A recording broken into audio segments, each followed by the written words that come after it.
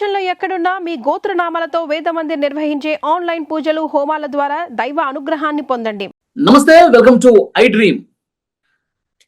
నల్గొండ జిల్లా కొండమల్లేపల్లిలో Nagarjuna grammar concept school కి సంబంధించిన ప్రిన్సిపల్ ని ఆ స్కూల్ విద్యార్థులే 10వ తరగతి విద్యార్థులే డబ్బు కోసం ఇంట్లోకి వచ్చి డబ్బులు తీసుకెళ్తూ ఆ ప్రిన్సిపల్ ని 27 సార్లు కత్తితో పొడిచి చంపేసినటువంటి పరిస్థితి. రాష్ట్రం మొత్తం కూడా ఒక్కసారిగా సంచలనం అయిపోయింది ఈ కేసు. వాళ్ళ స్కూల్లో 10వ తరగతి విద్యార్థులే చంపారనేసరికి అందరూ ఇంకా షాక్ లో ఉన్నారు. పోలీసులు ఇన్వెస్టిగేషన్ ఇది బయటకు వచ్చినప్పుడు అంటే 10వ తరగతి విద్యార్థులు అంత క్రిమినల్ మైండ్ ఎలా తయారైంది, వాళ్ళంత సైకోలుగా ఎట్లా తయారయ్యారు, దీని గురించే చర్చ జరుగుతోంది. మాట్లాడదాం. ప్రస్తుతం లైవ్ కాల్లో జాయిన్ అయ్యారు ప్రముఖ సైకాలజిస్ట్ విశేష్ గారు. సార్ నమస్కారం. నమస్తే విశేష్ గారు, ఈ ఘటన చూసిన తర్వాత మొత్తం అందరూ కూడా షాక్ లోనే ఉన్నారు సార్. 10వ తరగతి విద్యార్థులు, ఆ స్కూల్ విద్యార్థులే వాళ్ళ ప్రిన్సిపల్ ని డబ్బులు దొంగతనం చేయడం కోసం వచ్చి ఆమె చూసిన తర్వాత మళ్ళీ ఎక్కడ చెప్పేస్తుందో అనే ఉద్దేశంతో వాళ్ళు వెంట తెచ్చుకున్నారు. అంటే ప్లాన్ గానే వచ్చారు. కత్తిని వెంట తీసుకొచ్చి గొంతు మీద, ముఖం మీద, బాడీ మీద 27 సార్లు కత్తిపోట్లు ఉన్నాయంట. నేను పోలీసులు ఎస్పీ గారు కూడా చెప్పారు. ఏంటి సార్ అంత క్రూయల్టీగా 10వ తరగతి విద్యార్థులు అంటే 14-15 సంవత్సరాలు ఉంటాయి అంతే. ఇట్లా ఎట్లా తయారయ్యారు సార్? మీ అంచనా ఏంటి? అంటే ఇక్కడ మీరేమో క్రైమ్ చూస్తున్నారండి. యూజువల్ గా అందరూ కూడా క్రైమ్ చూస్తారు. చాలా మంది ఏమంటారంటే ఇలాంటి వాళ్ళని బతకనివ్వకూడదు, ఉరి తీసేసేయాలి, యూత్ అంతా చెడిపోతుంది, ఇలాగా రకరకాల వాదనలతో వాళ్ళని తిడుతూ ఉంటారు. యాజ్ అ సైకాలజిస్ట్ గా నేను చూసేది ఏంటంటే అసలు ఒక 15-16 ఏళ్ల కుర్రాడికి దొంగతనం చేయాలనే ఆలోచన ఎందుకు వచ్చింది, దాంతో పాటు అవసరమైతే మర్డర్ చేయాలనే ఆలోచన రావడము, దాన్ని ఎగ్జిక్యూట్ చేయడము ఎందుకు అసలు ఆలోచన ఎక్కడి నుంచి వచ్చింది అనేది మనం ఆలోచించుకోవాలి. ఫస్ట్ దాన్ని అన్వేషించుకోవాలి. అప్పుడు మనకు ఆ కుర్రాళ్ల ప్రవర్తన వెనక ఉన్న మోటివ్స్ అనేవి మనకు తెలుస్తాయి. రైట్. ఇక్కడ ఈ కేసులో నేను నిన్నటి నుంచి ఫాలో అయ్యాను కొంచెం, నేను నా సోషల్ మీడియా కోసము. సో ఈ కేసులో ప్రధానంగా ఆ కుర్రవాళ్ళు గాంజాకి అలవాటు పడ్డారు. సో గాంజాకి అలవాటు పడ్డ తర్వాత ఎప్పుడైతే గాంజాకి అలవాటు పడ్డారో అప్పుడు వాళ్లకు రేషనలైజేషన్ అంటే ఒక లాజికల్ థింకింగ్ అనేది తగ్గిపోతుంది. ఎంతసేపటికి మనకు ఆ మత్తు కావాలనే కోరిక తప్ప, సో మనము మంచిగా ఉండాలి, మర్యాదగా ఉండాలి, ఇటువంటి లాజికల్ థింకింగ్ అనేది మోరల్ ఎంగేజ్మెంట్ కానీ తగ్గుతుంది. సార్ ఇక్కడ ఒక ప్రశ్న, నిన్న విలేకరులు అడిగిన ప్రశ్నకి ఎస్పీ గారు ఏమన్నారంటే గాంజా టెస్ట్ కూడా చేసాం, నెగిటివ్ వచ్చింది అని చెప్పారు సార్ ఎస్పీ గారు. గాంజా పక్కన పెట్టేస్తే 10th క్లాస్ కుర్ర వాళ్ళకి అసలు అంత డబ్బు అవసరం ఏమొచ్చింది అనగా మనం చూస్తే అంతకు ముందే వాళ్ళు గోవా వెళ్ళొచ్చారని వార్తల్లో చదివాను. అది ఎంతవరకు నిజమో మీరు చోట తెలియాలి. గోవా వెళ్ళొచ్చారని చదివాను. దాంతో పాటు వీళ్లకు టీనేజ్ లో ఏంటంటే కొత్త కొత్త గాడ్జెట్స్ కొనుక్కోవాలి, మిగతా వాళ్ళకంటే నేను హీరోలాగా ఉండాలి, మిగతా వాళ్ళకంటే నేను హైఫైగా ఉండాలనే ఒక కోరిక అనేది ఉంటుంది. సో దానికి డబ్బు కావాలి. డబ్బు ఎక్కడి నుంచి వస్తుంది? ఒక మామూలు స్టూడెంట్ అయితే డబ్బు అనేది మనకు రాదు, మన దగ్గర లేదు, పేరెంట్స్ అడగలేము, అడిగినా ఇవ్వరు. కాబట్టి ఇప్పుడు మనము ఈ కోరిక నెరవేర్చుకోలేము. మనకు వయసు పెరిగిన తర్వాత మనం సంపాదించుకున్నప్పుడు ఈ కోరిక నెరవేర్చుకోవచ్చు అనే ఒక లాజికల్ ఫ్రేమ్వర్క్ లో పనిచేస్తుంది. వేరాస్ కొంచెం కాండక్ట్ డిజార్డర్ ఉన్న కుర్రవాళ్ళు, అంటే యాంటీ సోషల్ పర్సనాలిటీ ట్రైట్స్ ఉన్న కుర్రవాళ్ళు దీన్ని భిన్నంగా ఆలోచిస్తారు. డబ్బు కావాలి, ఎక్కడ ఉంది? ప్రిన్సిపల్ దగ్గర ఉంది. ప్రిన్సిపల్ దగ్గర డబ్బు మన దగ్గరికి ఎలా వస్తుంది? సో వెళ్ళి తెచ్చుకున్నాము. ఆమె మన దగ్గర అంతా ఫీజులు వసూలు చేస్తుంది కదా, అంత డబ్బులన్నీ గుంజుకుంటుంది కదా. సో ఆమె దగ్గర తెచ్చుకున్నది వల్ల మనకి నష్టం లేదు. దానివల్ల ఆమె మన దగ్గర దోచుకుంటుంది, మనం ఆమె దగ్గర దోచుకుందాం అనే ఒక రాంగ్ లాజికల్ దీనిలోకి వెళ్ళిపోతాం, ఒక ట్రాప్ లోకి వెళ్ళిపోతారు. వెళ్ళిపోయిన తర్వాత ఇంకప్పుడు ఒకవేళ ఆమె చూస్తే చంపేద్దాం అనే ఒక దీనిలోకి వెళ్తాం. అయితే ఇది ఇక్కడ కూడా మళ్ళా ఒకే స్టూడెంట్ అయితే ఈ పని చేసి ఉండకపోవచ్చు. సింగిల్ గా ఉన్నప్పుడు ఉండే ధైర్యం వేరు, గ్రూప్ లో ఉన్నప్పుడు ఉండే ధైర్యం వేరు. సో వీళ్ళు ఇక్కడ ముగ్గురు ఉన్నారు దీంట్లో పార్టిసిపెంట్స్. అంటే ఒకడు కొంచెం డౌట్ ఎక్స్ప్రెస్ చేసినా కానీ రెండో వాడు ఏం కాదురా అసలు ఆమె చూడదు, ఒకవేళ చూస్తే వేసేద్దాం అనే ఒకరినొకళ్ళు సపోర్ట్ చేసుకున్నప్పుడు వాళ్ళ ఆ మోరల్ డిసెంగేజ్మెంట్ అయిపోయి వాళ్ళు పూర్తిగా సార్ వాళ్ళు పిల్లలు కదా సార్, వాళ్ళు వయసు కూడా 14-15 సంవత్సరాలే కదా. మరి అలాంటి వాళ్ళకి చంపేద్దాం, పెద్దవాళ్ళని చంపేంత ఆ ఆలోచన, ఆ కసి, ఆ పగ ఉంటదంటారా వాళ్ళ మైండ్లో? అంటే మీరు ఓటీటీలు చూడలేదా, సినిమాలు చూడలేదా? ఓకిరి సినిమాలు అంటారే, సినిమాలు చూడలేదా ఏంటి అని. అలాగే ఇప్పుడు జైలర్ మూవీలో ఏంటి కాన్సెప్ట్ చెప్పండి? జైలర్ మూవీలో కాన్సెప్ట్ ఏంటి? పిల్లల్ని పంపించి క్రైమ్స్ చేయించడం కదా. సో ఇటువంటివి ఓటీటీల్లో వచ్చిన తర్వాత ఈ క్రైమ్స్ అనేవి ఎలా చేయాలి అనేది బాగా నేర్చుకుంటున్నారు, అందరు చూసి కూడా నేర్చుకుంటున్నారు. సో అలా కూడా వీళ్ళు కూడా ఓటీటీలోనో లేకుంటే జైలర్ సినిమా చూసే వీళ్ళు నేర్చుకుని ఉండొచ్చు. సో మనం ఒకవేళ శిక్ష పడినా కానీ మనకు తప్పు శిక్ష పడుతుంది, ఎక్కడ కూడా మన స్కూల్కి పంపిస్తారు, సో మనకి మరణ శిక్ష వేయరు, ఇటువంటివన్నీ కూడా ఓటీటీలో చూపిస్తున్నారు కదా. సో దాని నుంచి నేర్చుకుంటారు వీళ్ళు. అయితే సార్ ఇప్పుడు వాళ్ళు పిల్లలు ఈ విధంగా చేశారు అంటే వాళ్ళ తల్లిదండ్రులు వీళ్ళు అసలు ఎలా, ఏం చేస్తున్నారు, బయట ఎక్కడ తిరుగుతున్నారు, వీళ్ళ అలవాట్లు ఏంటి, దీన్ని పట్టించుకోకపోవడం అనేది మెయిన్ రీజన్ గా చూడాలా ఇంట్లో పరిస్థితులు? ఖచ్చితంగా అండి. ఇంట్లో, స్కూల్లో 2 చోట్ల కూడా పిల్లల్ని పట్టించుకుంటే పిల్లలు ఇంత పెడదారిలోకి వెళ్ళేంత వరకు కూడా ఇలా వదిలేయరండి. First point. First primary responsibility parents అండి. చాలా మంది ఏమంటారంటే ఈ తరం పిల్లలు మాట వినటం లేదండి అంటారు. మాట వినకుండా పిల్లలు ఉండరండి. ఎందుకంటే వాడు సాయంత్రానికి ఇంటికి వెళ్ళాలి, సాయంత్రం ఇంట్లోకి వెళ్ళి భోజనం చేయాలి, రైట్? సో ఇంట్లోకి వెళ్ళి భోజనం చేయాలంటే భోజనం ఎవరు పెట్టాలి? పేరెంట్సే పెట్టాలి. నువ్వు తప్పు చేస్తే మేము నిన్ను ఎలవ్ చెయ్యము, మిమ్మల్ని ఇంట్లోకి రానివ్వము, లేకుంటే సో నువ్వు తప్పు చేయొద్దని ఫస్ట్ నేర్పించాలి. ఫస్ట్ తప్పు చేయొద్దని నేర్పించాలి. ఒకవేళ తప్పు చేసినప్పుడు కూడా వాడిని పబ్లిక్గా హ్యూమిలేట్ చేయడం కాకుండా ఇంటికి పిలిచి ఇది కరెక్ట్ కాదు నాన్న, దీనివల్ల చాలా ఇబ్బందులు వస్తాయని ఫ్యూచర్లో ఏం జరుగుతుందో వాడికి ఎక్స్ప్లెయిన్ చేయాలి. టీనేజ్ ఏం జరుగుతుందంటే టీనేజ్లో మన బ్రెయిన్లో ప్రీఫ్రంటల్ కార్టెక్స్, లాజికల్ బ్రెయిన్ అనేది పూర్తిగా డెవలప్ కాదండి, రైట్? వేరాజ్ ఎమోషనల్ బ్రెయిన్ ఫాస్ట్గా డెవలప్ అయి ఉంటుంది. అంటే కావాలి, నాకు డబ్బు కావాలి, నాకు ఆ సెల్ ఫోన్ కావాలి, నాకు ఐఫోన్ కావాలనే కోరికేమో బలంగా ఉంటుంది. దొంగతనం చేస్తే పట్టుకుంటారు, శిక్ష పడుతుంది అనే ఆ లాజికల్ సెన్స్ అనేది అంత బలంగా ఉండదు. ఓకే, దానివల్ల వాళ్ళు ఈ దారి తప్పే అవకాశం ఉంది.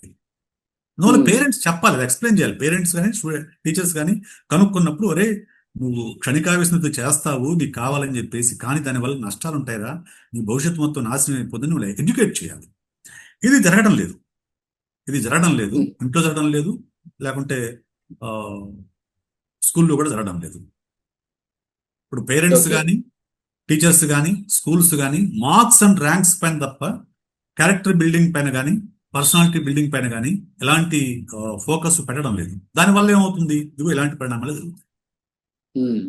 మీరు ఇంతమంది అన్నట్టు సరే, ఇప్పుడు ఓటీటీలో ప్రభావం ఎక్కువ ఉంది, ఈ ఫోన్లలో చూసే సినిమాలు పిల్లలు చెడిపోతా ఉన్నారు. మరి ఈ సెన్సార్ బోర్డులు కానీ, ఈ ఓటీటీలో సినిమాలు రిలీజ్ అయ్యేందుకు వచ్చే అనుమతి కానీ, అంటే దీని మీద పర్యవేక్షణ కొరవడింది అంటారా అట్లా?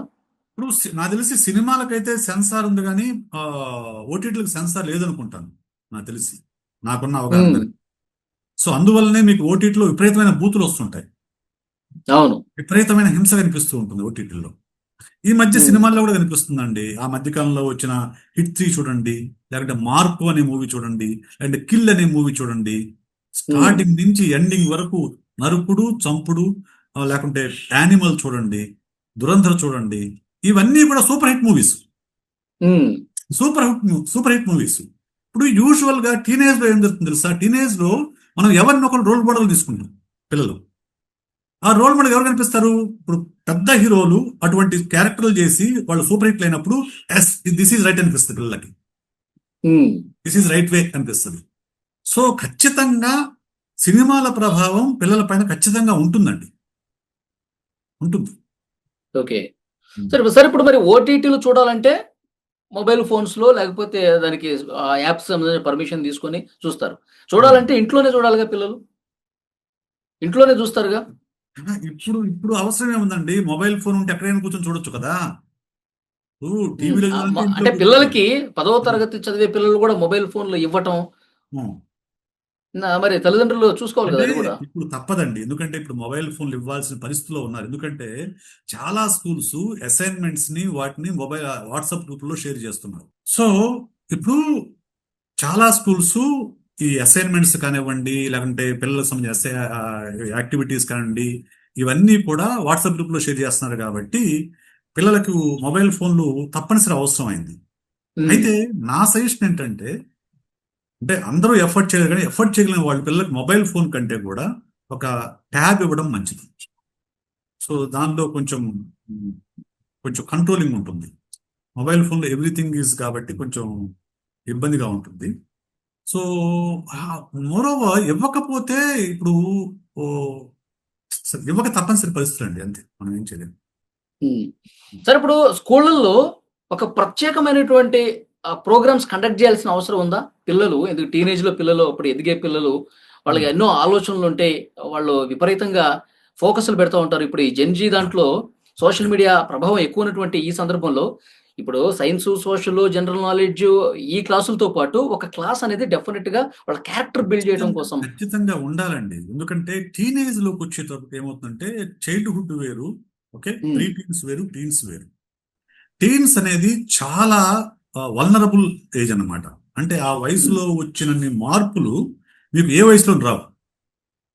సో ఫస్ట్ టైం టీనేజ్లోకి ఎంటర్ అయిన తర్వాత సెక్షువల్ హార్మోన్స్ రిలీజ్ అవుతాయి, okay, secondary sexual organs develop అవుతాయి, సెక్షువల్ థాట్స్ మొదలవుతాయి, ఆపోజిట్ ఇంట్రెస్ట్ మొదలవుతుంది, ఇవన్నీ కూడా మొదలవుతాయి. దాంతో పాటు ఐడెంటిటీ కోసం ఒక అన్వేషణ మొదలవుతుంది. సో నన్ను నేను ప్రూవ్ చేసుకోవాలనే కోరిక మొదలవుతుంది. సో ఇవన్నీ కూడా ఉక్కిరి బిక్కిరి అవుతూ ఉంటారు పిల్లలు, రైట్? ఆ టైంలో వాళ్ళు ఏం చేస్తారు, ఏం చెయ్యాలి, ఏం చేయకూడదు అనే విషయం పైన ఎక్కడ గైడెన్స్ లేదు, రైట్? సో చాలా స్కూళ్ళల్లో సో వాళ్ళని పట్టించుకోకుండా వదిలేస్తారే తప్ప వాళ్లకు సరైన గైడెన్స్ ఇచ్చేటువంటి అవకాశం కూడా, అటువంటి ఏర్పాటు కూడా లేదు. కొన్ని పెద్ద స్కూల్స్ లో అయితే స్కూల్ సైకాలజిస్ట్ ఉంటారు, లేకుంటే ఒక సైకాలజిస్ట్ ని అపాయింట్ చేసుకుంటారు. కానీ మీడియోకర్ మామూలు స్కూల్స్ లో కానీ, ఇప్పుడు ఈ నేరం జరిగినటువంటి స్కూల్స్ లో ఎటువంటి సైకాలజిస్ట్ అవకాశం ఉండదు. ఇప్పుడు సైకాలజిస్ట్ ఉంటే ఏమవుతుందంటే వాడికి ఏదన్నా ఒక ప్రాబ్లం రాగానే వాళ్ళని ఆ సైకాలజిస్ట్ని కలిస్తే సైకాలజిస్ట్ ఎవరికి చెప్పరు, ప్రిన్సిపాల్కి కానీ పేరెంట్స్ కానీ ఎవరికి చెప్పకుండా రహస్యంగానే ఉంచి వాడికి కావాల్సి హెల్ప్ చేస్తారు. అలా కాకుండా ఎవరికి చెప్పినా కానీ వాళ్ళు మా పేరెంట్స్ చెప్తారు, టీచర్కి చెప్తారు, ప్రిన్సిపాల్కి చెప్తారు, మాకు శిక్ష పడుతుంది అనే భయం ఉన్నప్పుడు ఎవరికి చెప్పరు వాళ్ళు. సో అందువల్ల స్కూళ్లలో ఎస్పెషల్లీ టీనేజర్స్ కి ఇటువంటి వాళ్ళ ఎమోషనల్ మేనేజ్మెంట్ పైన ఖచ్చితంగా క్లాసెస్ నిర్వహించాల్సిన అవసరం అయితే ఉందండి. Okay sir, parents point of వ్యూలో ఏం చెప్తారు సార్? వాళ్ళు ఎలా ఉండాలి, తమ పిల్లల పట్ల ఎలా ఉండాలి, వాళ్ళ పెంపకాన్ని చూసుకునే బాధ్యత, పర్యవేక్షణ విషయంలో ఏంటి వాళ్ళ రెస్పాన్సిబిలిటీస్ గురించి ఏం చెప్తారు? పేరెంట్స్ కరెక్ట్ గా ఉంటే పిల్లలు దారి తప్పే అవకాశాలు తక్కువ. తప్పరని నేను చెప్పను, బ్లాంకెట్ స్టేట్మెంట్ తప్పే అవకాశం తక్కువ. ఎందుకు? పిల్లలు తప్పులు చేస్తారు, చేయకుండా ఏమంటారు, ఓకే, పిల్లలు ఓకే టీన్స్ కొంచెం తప్పులు చేస్తారు. ఆ తప్పుల్ని సరైన దారిలో పెట్టాల్సిన బాధ్యత ఫస్ట్ పేరెంట్స్కి, తర్వాత టీచర్స్కి, రైట్? సో ఒక తప్పు చేసినప్పుడు దాన్ని కప్పిపుచ్చుకోకుండా, మొన్న మధ్యన మనం చూసామండి, ఒక కేంద్ర మంత్రి కొడుకు పోక్సో ఎదుర్కొంటే దాన్ని కాపాడడం కోసం ఎన్ని రకాల ప్రయత్నాలు చేశారో మనం చూసాం. అవును. ఏం మెసేజ్ ఇస్తున్నారా అక్కడికి? ఏం మెసేజ్ ఇస్తున్నారు? నువ్వు తప్పు చేసినా మేము కాపాడుతాను మెసేజ్ ఇస్తున్నారు ఇండైరెక్ట్ గా. The same thing happens to anyone కదా. ఒక తప్పు చేసినప్పుడు ఒక పిల్లాడికి నీకు నేను కాపాడను అనే స్పష్టమైన సంకేతం పేరెంట్స్ ఇస్తే అక్కడ తప్పు చేయడానికి వెనకాడతాడు. అలా కాకుండా వాడు తప్పు చిన్నపిల్లడు అండి వదిలేయండి, ఇంకోసారి చేసినప్పుడు చూద్దానండి, ఇలా వాళ్ళు కొంచెం కాపాడే ప్రయత్నం చేస్తారు పిల్లలనే ఉద్దేశంతో. సో అలా చేసినప్పుడు వాళ్లకు ఏమీ కాదు, నేను ఏం చేసినా ఏమీ కాదు, నన్ను కాపాడేందుకు మా పేరెంట్స్ ఉన్నారు అనే ఒక రకమైన అభిప్రాయం ఏర్పడుతుంది. ఇక రెండోది, ఈ పిల్లలు తాండాకు చెందిన వాళ్ళని చదివాను నేను ఇక్కడ. అవును, తాండాకు చెందిన వాళ్ళు చదివాను. కొంచెం lower middle class, poor class పీపుల్లో వాళ్ళకి అసలు పిల్లల్ని పట్టించుకునేంత సమయం ఉండదు. వాళ్ళు అప్పర్ క్లాస్ పీపుల్లోనేమో వాళ్ళ వర్క్ బిజీతో పిల్లలు పట్టించుకునే టైం ఉండదు. లోయర్ క్లాస్ పీపుల్ ఏమో వాళ్ళ జీవనోపాధి కోసం వాళ్ళు రోజువారీ పనులు చేసే క్రమంలో పిల్లలు పట్టించుకునేంత టైం ఉండదు, అంత అవగాహన కూడా ఉండదు. సో వాళ్ళు ఏదో పెరుగుతున్నారులే, టైంకి భోజనం పెడుతున్నాము, స్కూల్ పంపిస్తున్నాము, పెరుగుతున్నా అనుకుంటారే తప్ప అంతకు మించిన అవగాహన వాళ్ళకు ఉండదు. అక్కడ వాళ్ళని తప్పు పట్టలేము. ఒకవేళ నిరక్షరాస్యులైన పేరెంట్స్ అంటే వాళ్ళని తప్పు పట్టలేము మనం. కానీ తప్పొప్పులు చేయడం, తప్పొప్పులు ఏది తప్పు ఏది ఒప్పు అనేది పేరెంట్స్ తెలుసు, పిల్లలకు కూడా తెలుసు. పిల్లలకు తెలియకుండా ఉంటుందా? పిల్లలకు కూడా తెలుసు తప్పనే విషయం. తప్పనే విషయం తెలుసు కాబట్టే వాళ్ళు అన్ని రోజులు డెక్కి వేసి ఎప్పుడు వెళ్తే కరెక్ట్ అనే విషయం చూసుకొని వాళ్ళు చేశారు. అంటే సార్ వాళ్ళ నాలెడ్జ్ చూడండి సార్, చేతులు గ్లౌజులు వేసుకుని మాస్క్ వేసుకుని ఉడి ధరించి ఇవన్నీ ఎక్కడ నేర్చుకున్నారు సార్? ఎక్కడ నేర్చుకున్నారు ఇవన్నీ కూడా సినిమాలు, సీరియల్స్, ఓటీటీలు చూసి నేర్చుకున్నవే. ఓకే, అక్కడ చూసి నేర్చుకున్నవే. లేకుంటే మాస్క్లు వేసుకోవాలి, గ్లౌస్ వేసుకోవాలని, మామూలు టీషర్ట్ కాకుండా రెడ్ టీషర్ట్ వేసుకుని వెళ్ళాలని, ఇవన్నీ ఎక్కడి నుంచి వచ్చినాయి? ఈ నాలెడ్జ్ అంతా కూడా ఓటీటీ వెబ్ సిరీస్ నుంచి వచ్చింది. సో ఎక్కడో చాలా వచ్చింది కదా నాలెడ్జ్. వాళ్ళకి ఏమి పుట్టుకతో నేరస్తులు కాదు కదా వాళ్ళ పిల్లలు. పుట్టుకతో ఏ పిల్లలు నేరస్తులు కాదండి. సో వాళ్ళు పెరిగే క్రమంలో ఎక్కడో పిక్ చేసుకుంటారు. దిస్ ఈజ్ ఈజియెస్ట్ వే, నాకు కావాల్సిన ఈజియెస్ట్ వే అనేది వాళ్ళు ఒక అంటే వాళ్ళది వాళ్ళు దక్కించుకోవడం కోసం, వాళ్ళకి డబ్బులు కావాలి, దాన్ని దక్కించుకోవడం కోసం ఏదో రకంగా ప్లాన్ వేసి పని పూర్తి చేయాలి. అంతే అంతే అంతే. సో దాన్ని ఎస్పెషల్లీ ఇటువంటి ఒక lower middle class, poor class పిల్లలు ఉండే దగ్గర స్కూల్ ఆ బాధ్యత తీసుకోవాలండి. స్కూలు, టీచర్స్ ఆ బాధ్యత తీసుకోవాలి. తీసుకొని పిల్లల్ని కనిపెట్టుకొని ఉండి, ఎందుకంటే పేరెంట్స్కి తెలియదు, అవగాహన ఉండదు కాబట్టి టీచర్స్ కనిపెట్టుకుని ఉంటే వాళ్ళు తప్పు చేస్తున్నప్పుడు వాళ్ళని పిలిచి మందలించి, పబ్లిక్గా హ్యూమిలేట్ చేయకుండా, పబ్లిక్గా హ్యూమిలేట్ చేయడం కాదు, మళ్ళీ ప్రైవేట్గా పిలిచి మందలించి కరెక్ట్ కాదురా అని వాళ్ళు ఎడ్యుకేట్ చేయాల్సిన బాధ్యత అయితే టీచర్స్ పైన, స్కూల్స్ పైన, యాజమాన్య పైన. మంచి ఇన్ఫర్మేషన్ ఇచ్చారు sir. Thank you very much Vishesh గారు.